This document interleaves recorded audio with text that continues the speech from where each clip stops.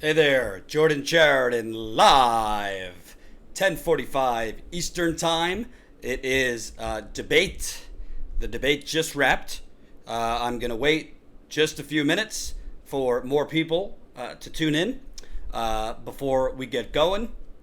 We have 14 viewers so far, so things are looking good. Keep it coming, keep it coming, keep it coming. I'm just gonna kind of talk to the super chat until more people tune in. But the debate just ended. It was interesting to say the least. I will have quite a lot of thoughts, but I want to give a little bit of time for people to tune in because usually I have the countdown that lets the audience build up. I didn't put that up. So we'll give it a couple minutes. Remember, this is a super chat, so if you're feeling super, you could let me know in that chat. And if you are not feeling super, well, hopefully this will cheer you up. Like and also press the like button. Yes, that's very, very important. Press that like button, press that like button, press that like button. It's a thumbs up button right under the video. I don't know who else is live right now, but I'm going live because I think that debate was not what I expected at all, but there's a lot of takeaways from that debate. So again, I'll give it a couple more minutes, let some more people come in. So what happened? Did Bernie own? I don't know if I'm going to have the best news for you regarding Bernie, but I'll say it. Biden killed it again. I don't know what debate you were watching.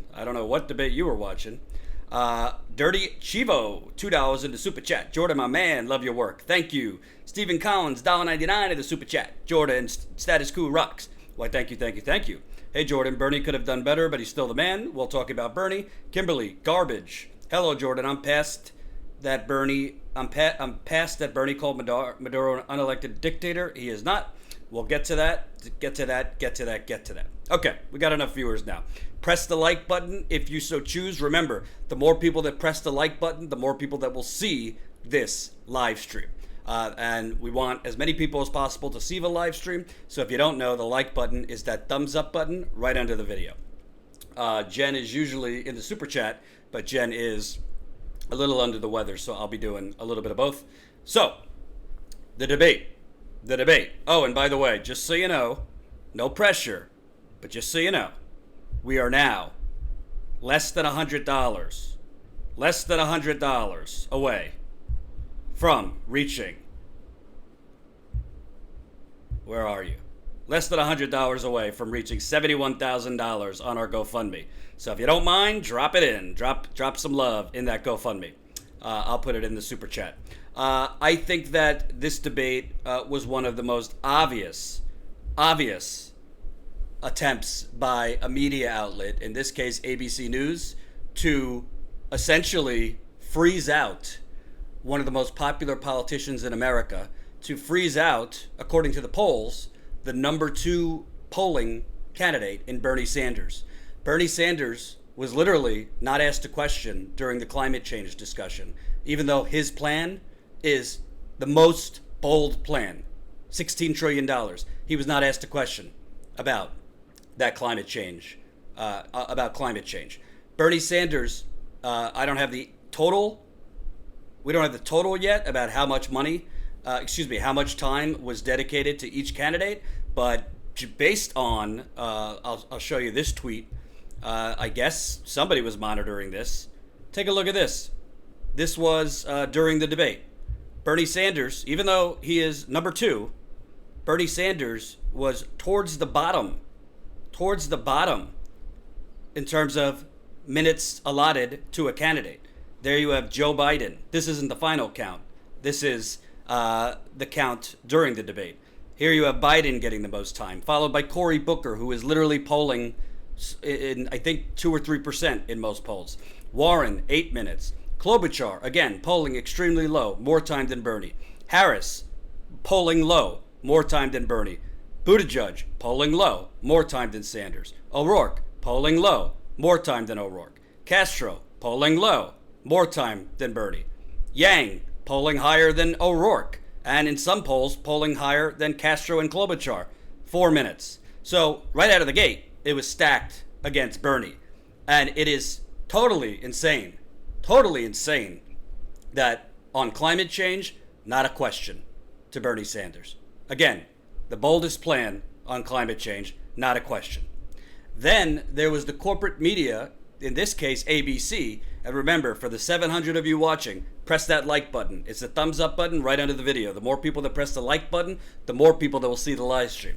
Then you have the fact the media the ABC allowed Joe Biden. This was literally journalistic malpractice. ABC moderators allowed Joe Biden to stand there and say, non-violent criminals should not be in jail. I couldn't believe it when I heard this. He literally said, non-violent criminals should not be in jail. We need to get them out. The moderators didn't push back. Frankly, Bernie Sanders should have pushed back. Anyone on stage should have pushed back. Joe Biden pushed through the crime bill, which ushered in the era of other than slavery, of the largest mass incarceration in American history of black men for mostly non-violent crimes. And Joe Biden was allowed to say that with a straight face. That was a failed opportunity by Bernie Sanders. In fairness, I'm not making excuses for him, but in fairness, if I have to guess, judging by how his voice sounded, it did not sound like Bernie Sanders was fully in tip-top shape. It sounds like he had a case of losing his voice. I don't know if it's anything more than that. My girlfriend and I were texting, said it could be laryngitis. I don't know. I haven't spoken with his campaign, but it was clear to me he was not in his peak Bernie form by how raspy his voice was. But still, Bernie Sanders missed several opportunities to go after Joe Biden. Like the first debate, it took Bernie Sanders, and some of you are not going to like it, but I'm just keeping it real. It took Bernie Sanders way too long to go after Joe Biden. And like the first debate, when Bernie Sanders, in choosing not to go after Joe Biden until very late, he allowed other candidates to shine. In the first debate, because Bernie Sanders was not aggressive, he allowed Kamala Harris to shine. In this debate, because he didn't say anything about Joe Biden until very late, at first he said something about Joe Biden and him disagreeing on trade, and that Biden pushed through NAFTA, which I'm glad he said it, but it wasn't the most aggressive thing he could have said. He didn't know. He should have mentioned that Joe Biden is also trying to push through TPP when he was vice president, and he was trying to get Hillary Clinton's campaign to be for TPP. He also, frankly, should have mentioned that Joe Biden is doing fundraisers with union-busting companies like Comcast. So I think Bernie Sanders, frankly, missed opportunities. Some of you don't like it that I'm criticizing him, but I'm not gonna just stand here with pom-poms and be a fanboy. I have to be honest. I think he could have been more aggressive against Joe Biden. I think Bernie's strongest moment was on the Iraq War, where he did go after Biden, saying, "I didn't believe what Bush and Cheney were saying." I think also one of Bernie's strongest moments when he said, "I was the only one on this stage who voted no against a massive military budget." So I think he did have some strong moments, but I think in other parts of the debate he disappeared. He totally disappeared in other parts of the debate. I also think, frankly, I was surprised. I think Elizabeth Warren is very, very lucky. I thought Elizabeth Warren, because she's been rising, would have been attacked more. Nobody laid a glove on Elizabeth Warren. She was allowed to say things that, frankly, were contradictory. She was talking about we need to get out of Afghanistan and stop endless war. I mean, nobody brought up that she voted for this $715 billion defense budget. She was speaking her talking points about corruption.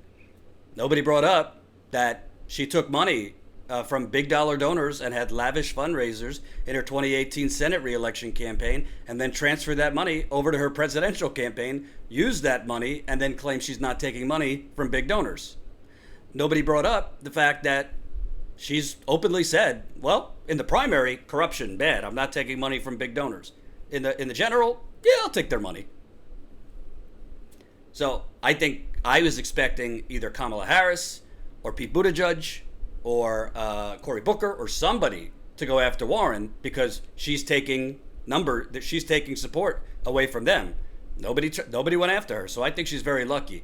I don't think she had a standout night. I'm not watching the reaction on corporate media, so I'm sure the corporate media is going to say, "Oh, Elizabeth Warren," because they've been trying to prop her up for quite a while. But to me, in part because Bernie allowed it, I think the person who had the best night. I think it won't matter because I don't think he's going to win the nomination. I think Julian Castro had the best night. And I think he's going to rise in the polls similar to what we saw with Kamala Harris. Because Julian Castro was aggressive and he went after the polling king.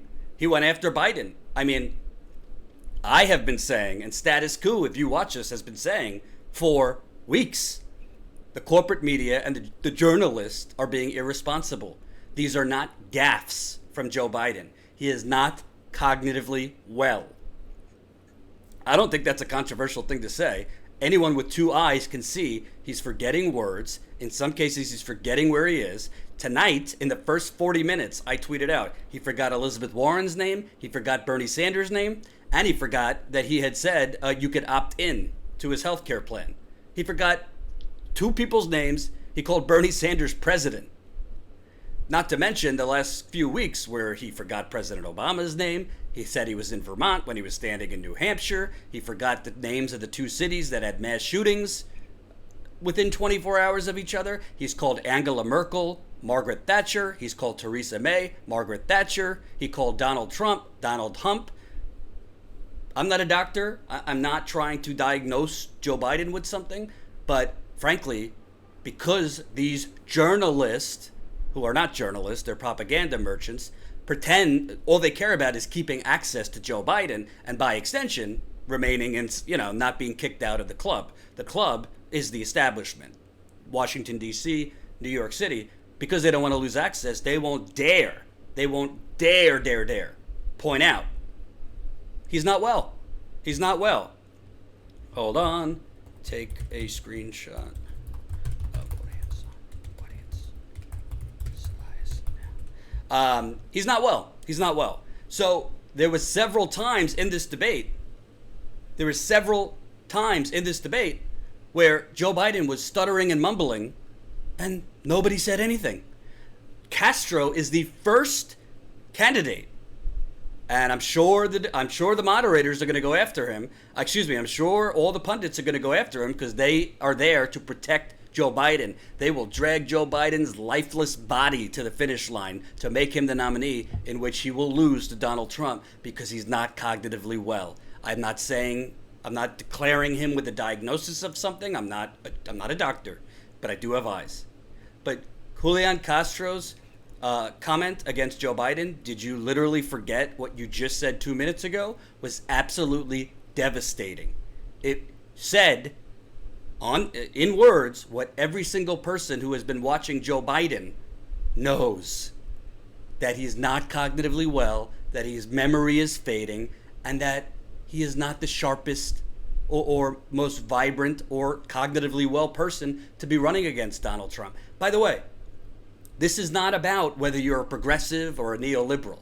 This is not about whether you're a Bernie supporter or somebody else. This is about, do you want somebody who, frankly, has expired mentally? And by the way, I know some of you do. I don't wish Joe Biden like anything bad to happen to him mentally or physically. Like, I don't agree with him politically. I think he's a fraud. I think he's part of the plutocrat oligarchy.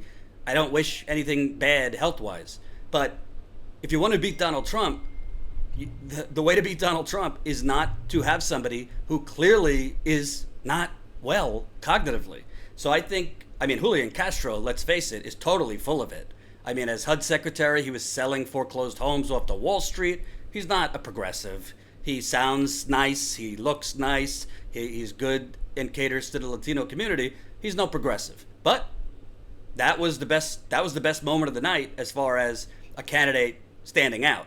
I'm not watching right now what the pundits are saying. I'm sure they're attacking him for being ageist and this and that. Listen, anybody watching who saw Biden literally forget what he said 2 minutes before would look at the contrast between Castro and Biden and say that was sharp. So I think Castro had a good night.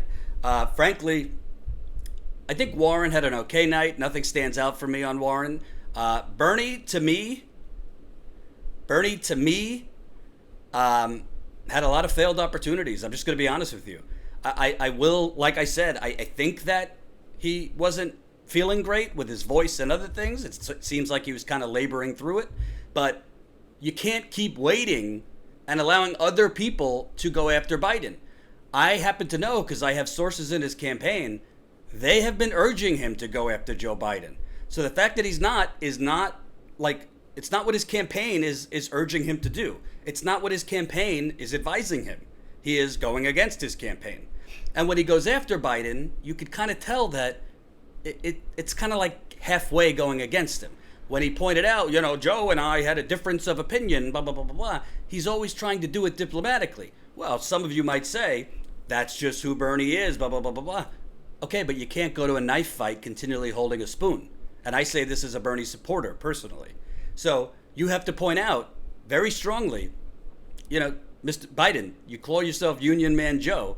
You voted for NAFTA. You want to push TPP through. You're fundraising from union busters. This is, you can say whatever you want, but your record doesn't match that. I think Bernie, frankly, should have brought up the fact that he's currently fundraising with pretty much anyone, any rich person in America, Joe Biden is having a fundraiser with. Wall Street bankers, oil executives, real estate executives, big pharma executives, Silicon Valley executives, the who's who of the oligarchy, Joe Biden is bending over for. That's just the truth. So I don't think Bernie had a disastrous night, but I don't think he had a night that is going to move the needle for him the way most of you want it. I think that Kamala Harris didn't do so hot herself. I think Pete Buttigieg didn't do so hot. I don't think Cory Booker had any impressive moments. So to me, the debate, I thought tonight, and I think there were moments, and you know what? I think there were moments. I would play it for you, but I'm deathly afraid of getting a copyright strike. So I'm not going to play anything tonight. I'm going to see tomorrow what we're allowed to play and what we're not allowed to play.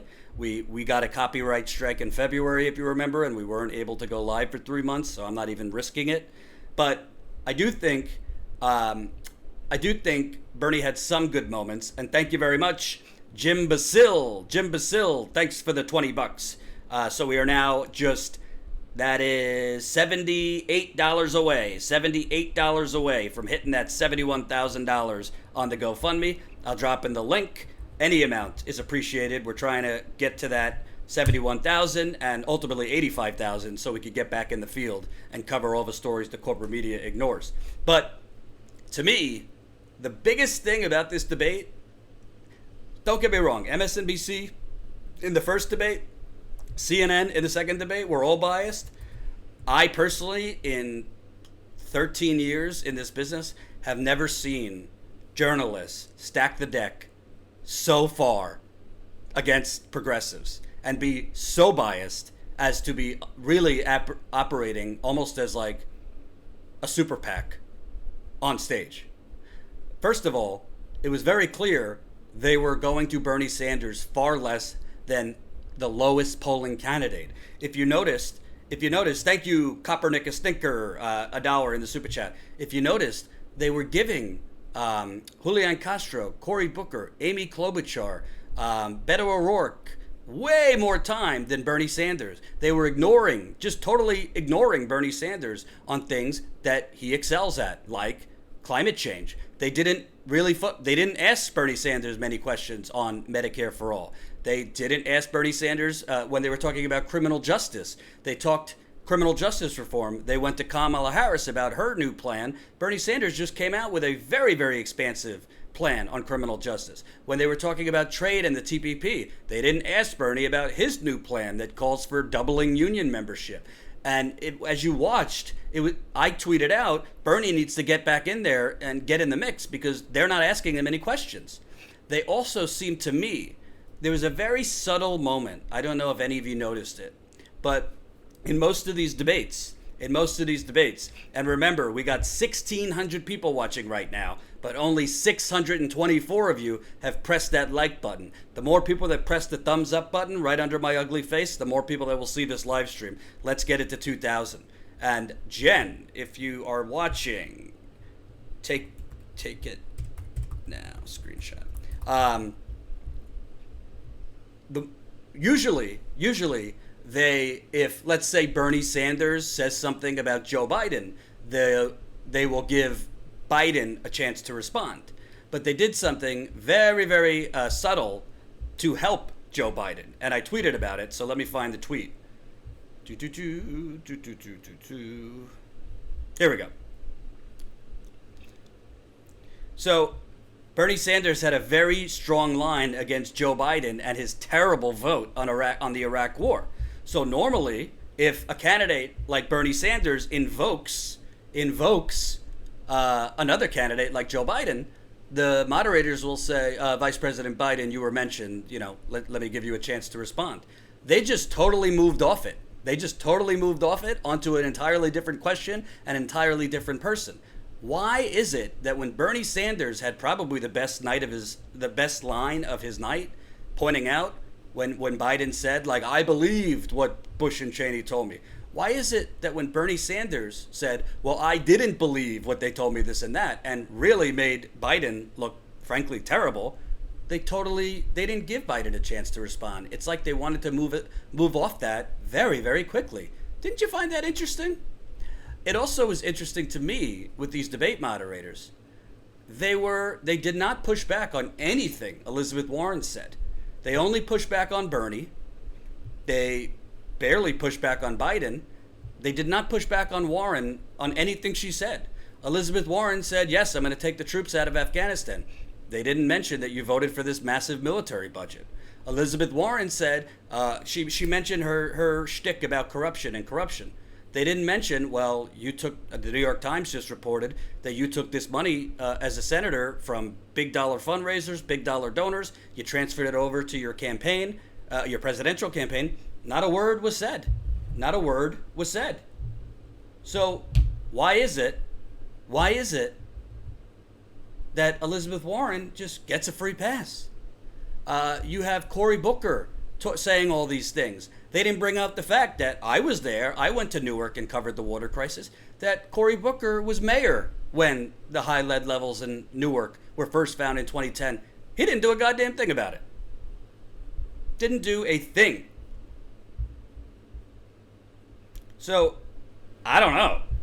It seemed to me, and in the questions, it was almost like ABC's mission was to try and help give more time and therefore prop up candidates in the establishment that are not doing well. They gave Amy Klobuchar way more time than she really should get for how low she's polling. They gave Cory Booker way more time than he should get for how low he is polling. I'm not saying totally ignore other candidates. I'm not trying to be a snob or elitist. But if certain people are polling at double digits in many polls, why are they getting less time than people polling at 3%, 2%? It's insane. And frankly, to me,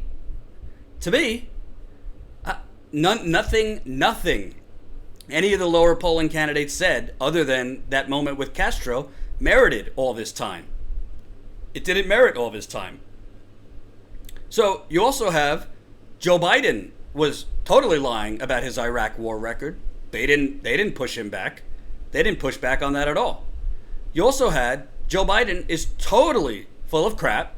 He invoked labor unions several times. He said that labor unions need to be, have a seat at the table and all this stuff. Joe Biden voted for NAFTA. Joe Biden tried to push through the TPP. Joe Biden is fundraising from union busters. Joe Biden voted to repeal Glass-Steagall, which led to a financial crash. Joe Biden pushed through the bankruptcy bill, which I'm kind of surprised Elizabeth Warren didn't attack him for. Joe Biden was all for deregulating the big banks. So when he invokes labor needs a seat at the table and this, that, and the other thing, I mean, who believes that? Who believes? But that's the problem. Joe Biden has support I've reported on this before. Joe Biden is actually getting a lot of the people making less than $50,000, the working class. He's getting a lot of those people's support because they have no idea about his record on TPP, NAFTA, fundraising with union busters, Glass-Steagall, all of these terrible things. This is why I think Bernie Sanders kind of missed a few opportunities to go after him on those things, because there's some overlap between Biden's supporters, meaning these people who make less than $50,000 a year, these people that only have high school degrees, which also is Trump's base. Trump's base is people with only high school degrees, which, by the way, is the majority of Americans only have a high school degree. So a lot of these people are misinformed that Joe Biden is middle-class Joe or Joe Biden is Union Man Joe, because the corporate media has propped up this delusion. So honestly, I know some of you won't like it, but I just got to be honest, Bernie Sanders missed a few opportunities. I think Bernie's best line was against Biden on the Iraq War. I think Bernie very tepidly pointed out that Joe Biden was for NAFTA. I would have wanted him to be a little stronger personally, but he did what he had to do. I also want to make an announcement. We just passed $71,000 on our In the Field Reporting GoFundMe. Thank you, James, for $40. Thank you, Elisa, for $5. Kush, $5. Carla, $80, $71,053. Can we get to $72,000 tonight? I don't want to be greedy, but I'll put the GoFundMe link back in there. Keep it coming if you can. If you don't know, this GoFundMe is all for In the Field Reporting. We have gone over the last few months all over this country. We've been to Flint, we've been to Detroit, we've been to Cleveland, we have been to Nevada, we've been to Seattle, we've been to Vancouver, we've been to Dallas, we've been to Virginia, we've been to West Virginia, we've been to California, and we want to go to a lot more places. And unlike certain entities, we do not take money as a media organization from plutocrats. We do not take money as a media organization from Democratic Party donors, Republican Party donors, banks, fossil fuel companies, big real estate, big pharma, none of it. We don't take their money. We don't want their money. So we're trying to grow through you. We also are trying to grow our membership. So we are now at 700 paid members. If you like our reporting, if you want to see more in the field reporting on Flint, on water contamination, on police brutality, on local and state level corruption, on environmental genocide, on the pipeline fights, we are an in the trenches reporting unit that goes out into the field. Become a member, statuscoup.com/join. So, what did you think? What did you think? I've told you what I think. What did you think? And Jordan, you're the man, and forget the Young Turks. Who said anything about the Young Turks? I ain't talking about the Young Turks. Okay, let's get some comments in here. Obi Alfred, $5 in the super chat. Who needs to drop? Kamala, Klobuchar, Biden. Frankly,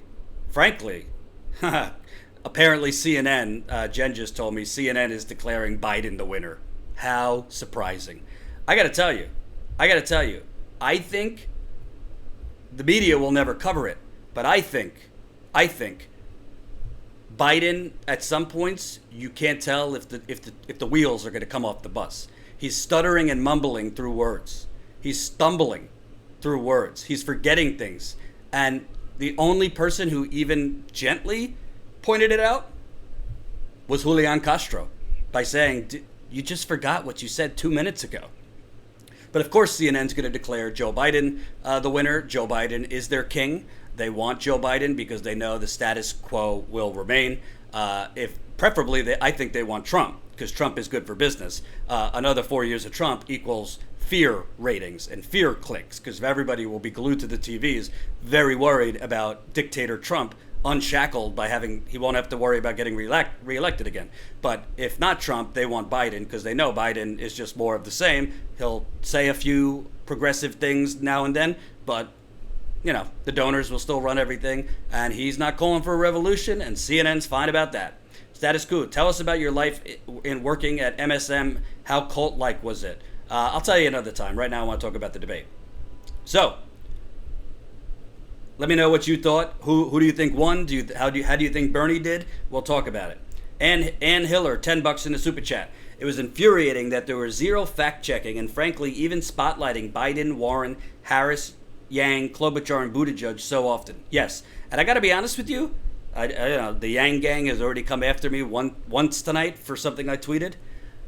I think that thing that Yang did in the beginning with like I'm giving UBI out to some of people who donate. I think in principle what he's trying to do is interesting, but I think it came off very very like a gimmick. Almost like you remember when Oprah had her show and was like, "You get a car, you get a car, you get a car, you get a car." I think that's how it came out. So I don't think Yang had like a terrible night, but I don't think he had a great night. I'll also say, let's not forget, Tulsi Gabbard should have been on that debate stage. Tulsi Gabbard is polling better in several polls, including in New Hampshire, than Klobuchar, than Beto, than in some polls, Julian Castro, and the DNC cherry-picked the polls they wanted and tossed out the polls they didn't to screw her out of being on the debate stage. And the reason they did that is because, in my view, if you watch Game of Thrones, Tulsi Gabbard is kind of like the Arya Stark of politics. She's got a kill list. First she killed, well, not literally, but figuratively killed Kamala Harris campaign by totally knocking the snot out of her in the last debate. And they didn't want Tulsi Gabbard anywhere near that debate stage because they didn't want her going after Warren, because Tulsi Gabbard could have done damage to Warren if on that debate stage. Same thing with Biden, same thing with Buttigieg. They didn't want it, and that's why they blocked her from being on there. So, let's see. Copperness Tinker, $2. They cut Bernie's time after he bashed ABC MSM. That's a good point. I noticed that. Bernie did, again, point out that all of these pharmaceutical companies will be doing commercials on ABC that night. So absolutely. I got a text from Jen. DACA students were disrupting. We are DACA students. Our lives are at risk at the debate. Also, if we want to see who CNN's winners are, shockingly, let's take a look. Who does CNN think won the night? Joe Biden won the night. Beto O'Rourke, of course, won the night. Barack Obama, Kamala Harris, losers. How in the world did they say Julian Castro was a loser? Julian Castro had the best moment of the night, knocking the snot out of Joe Biden. But of course, they are saying that way too hard at Biden on the age issue with his "Are you forgetting?" line that he repeated 4 times. The attack wound up making Biden look sympathetic. No, I think that attack made people look at Joe Biden and say, maybe he's not the best candidate to run against Donald Trump. Maybe he is a little past his expiration date. Maybe, just maybe, he isn't so well cognitively. I don't think that made people look at Joe Biden sympathetically. I think that drew a contrast between Joe Biden, who's not cognitively well, and I've said that for weeks, and I don't even think it's controversial. Anyone with eyes could see he's not cognitively well. And Castro, who was basically calling it out. So I think, listen, iceberg right ahead. If they want to keep ignoring this iceberg right ahead with the mumbling, stumbling Joe Biden at the front of the Titanic, then don't come coming at me. Don't come at me. Don't come at Jimmy. Don't come out the progressives who said this guy is a disaster and Donald Trump's going to beat him probably more than he beat Hillary Clinton. Let's see. I think I missed another one. G, $5 in the super chat. Yang, good. Julian, great, but people will say he was mean. Joe, terrible, but his ending speech about grief will earn sympathy. Now, I'm going to tell you a theory I have. Tommy Bayless, $1.99 in the super chat. Text Joe at 030330. Thank you, Ty. Robbie Asher, $9.99 in the super chat. Thank you, Robbie. I'm gonna give you a theory that I had. I didn't tweet it, but this is really what I think. Did it come off to you or anybody? Did it come off to anybody like George Stephanopoulos at ABC crafted that question at the end about, can you tell us a time in your life about being resilient? And they right away went to Joe Biden. Did anybody else think that they came up with that question really to make Joe Biden look very, very good? Because I'm not going to lie to you, I don't like Joe Biden, but he did sound good. I mean, you can say whatever you want about Joe Biden, but he did lose his first wife and daughter in a horrific car crash. He has lost another son, Bo.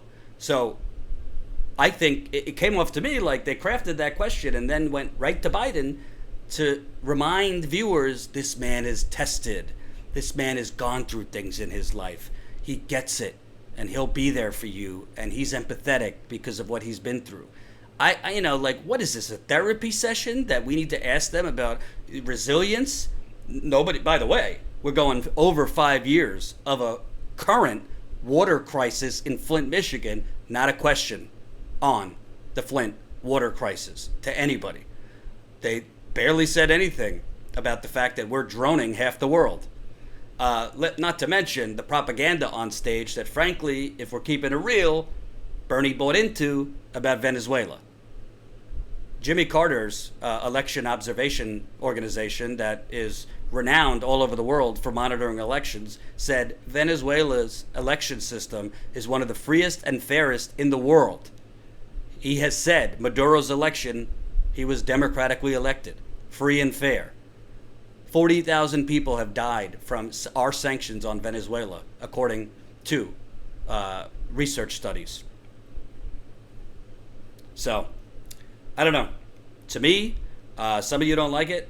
I think Bernie continues making the same mistake over and over and over and over again in these debates. He chooses not to go after the person he needs to go after. He chose not to go after Hillary Clinton aggressively in 2016. We know how that ended. And tonight he chose to go after Biden probably an hour and a half into the debate. And when he went after him the first time on NAFTA, I think he should have mentioned TPP. I think he should have mentioned the fundraisers he's doing with companies that bust unions. I think he should have mentioned the fact that he's taking more money from Wall Street and big pharma and fossil fuel companies than anybody else. And I think he should have mentioned that, frankly, how are you going to defeat Donald Trump if you have the same liabilities as Donald Trump? You're corrupt. But, Bernie will win or lose the way he wants to run it. And if he doesn't want, if he feels that he can't say negative things about other candidates, I'm going to be honest, he's going to have a hard time winning because people want a fighter. And the corporate media, if Bernie's not watching me, but what Bernie Sanders needs to understand, if he doesn't bring these things up, the people that currently support Bernie Sanders that might change, those people making less than $50,000 a year, those people with just a high school degree, those people are not going to be informed by ABC moderators. The ABC moderators are not going to tell those people, oh, Joe Biden pushed NAFTA. Joe Biden pushed the TPP. Joe Biden is taking money from lobbyists. Joe Biden is taking money from union busters. Joe Biden voted to repeal Glass-Steagall, which led to the financial crash. Joe Biden voted for the bankruptcy bill. Joe Biden pushed the Patriot Act. Joe Biden voted for Iraq. Joe Biden is basically a friend of Wall Street. He's in bed with Wall Street and all of them. The moderators are not going to say that. So if Bernie doesn't point it out aggressively, they're going to continue thinking it's middle-class Joe and union man Joe. I don't know what to tell you. And I'm putting our GoFundMe link in one last time. We are now at $71,000 and $71,070. So that is less than $14,000 away. Less than $14,000 away to reach our ultimate GoFundMe goal for $85,000. And as a reminder, for those of you that don't know, we've been pushing this GoFundMe so that we could fund in the field reporting. I'd rather be asking our viewers to fund us than having behind closed doors meetings you don't know about with Democratic Party donors, Republican Party donors, special interests, plutocrats, banks, oil companies, pharmaceutical companies, real estate developers. Not on my watch. We will not be doing that. So if you got a couple bucks, any amount is appreciated right there in the GoFundMe. So the last thing I'll say, folks, I think Bernie Sanders missed an opportunity. I'm kind of surprised. I think Elizabeth Warren should count her lucky stars. I was expecting some of the other candidates to attack Elizabeth Warren because she has not been challenged once in this entire campaign. And if Donald Trump got billions and billions of dollars of free airtime in 2016, Elizabeth Warren has gotten more free airtime than positive free airtime than any other candidate in this 2020 election. So she should be counting her lucky stars because she's gotten away with political murder. And ABC, CNN, MSNBC, the New York Times, the Washington Post have blown wet kisses to Elizabeth Warren to prop her up, obviously because they're trying to prop her up to knock Bernie Sanders down. It's as clear as day. So I think she's very lucky that she wasn't attacked. She didn't have to defend her record at all. She didn't have to defend the fact that she just took, she was taking all that money in her Senate reelection campaign from big dollar donors, having big fundraisers. She did a fundraiser, $120 per stake. Talk about corruption. And then just transfer that money over to her presidential campaign. No wonder she had $10 million to start her presidential campaign, and that's why she was able to staff so much. That's why she was able to hire so many people in Iraq, so many people in Iowa to begin, because she had so much money that she transferred over from her Senate campaign. And my graphic designer, Colin, just sent me a wonderful graphic. Let me find it.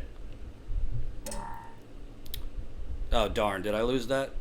Hold on. My graphic designer, Colin, just sent me a wonderful, wonderful graphic that I think sums up the night. Are you ready for it? Gotta go black for a second. ABC. Graphic. Here we go.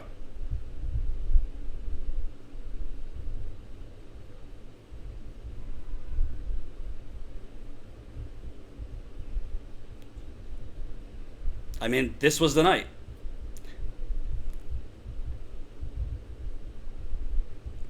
This was the night in a nutshell. It was ABC working with Biden against Bernie and Warren. Because for a long time, Bernie and Warren barely got asked any questions. They were pushing Biden, they were pushing other candidates. They were barely asking any of the other candidates any questions. I mean, it was honestly, it was stunning to me. It was stunning to me. I mean, if Tulsi Gabbard was on stage, she wouldn't have gotten any airtime the way ABC was carrying on. Thank you, William McLeod, 1999, in the super chat. Really appreciate it. Sorry if I missed any super chats. It's kind of hard because they're coming in fast and furious. Tums Lover, 499. Could it be a part of the loyalty pledge Bernie signed that he is not allowed to go after Dems unless attacked first, sort of a rules of engagement? Let me tell you something. And I'm just going to be honest with you. Excuse my French. Fuck the loyalty pledge if Bernie signed the loyalty pledge. The DNC is not loyal to Bernie Sanders. They're rigging the They are literally rigging the election as we speak. If you've not been following status coup, the election is being rigged as we speak. Currently, I have the graphic. Currently, and that graphic is out of date. We are 30 days away. Many of you don't know this, and the corporate media hasn't been covering this, and frankly, no other independent media outlet has covered it that I know of. Andrew Cuomo, the governor of New York. The New York primary is in April. The deadline for people who aren't currently registered as Democrats to register as a Democrat is October 11th. New York ranks 50 out of 50. The 50th state out of 50 states in terms of how early you need to register as a Democrat to vote in the primary 6 months later. A bill was passed in June of this year to push that deadline back from October to February 14th, Valentine's Day, to give people that are not currently registered as Democrats more time to register. Because, frankly, most people are not paying attention 6 months before a primary for the primary. Andrew Cuomo is sitting on it. Andrew Cuomo, who endorsed Joe Biden, Andrew Cuomo, who has opened up his entire fundraising network for Joe Biden, has not signed the bill.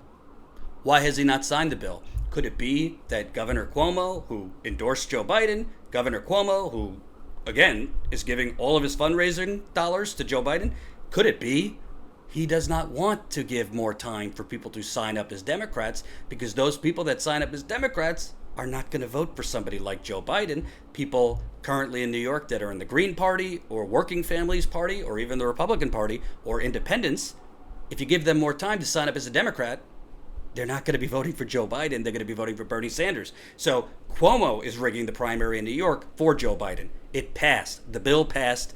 It's been sitting growing dust for months. And Cuomo won't sign it. He hasn't given a reason why he won't sign it. This is election rigging. Other ways the election is currently being rigged. We already know what the DNC did to Tulsi. Frankly, New York has the third most delegates up for grabs. It goes, California has 400 something pledged delegates up for grabs. Then Texas has 228. New York has 224. So if the governor of New York is not signing a bill to make it easier for people to vote, which is going, by suppressing people from voting, it's going to help Joe Biden. That's called rigging. That's called rigging. Not to mention the day-to-day rigging we are seeing in the media every single day. I mean, I've never seen anything like the rigging we are seeing going on with the media.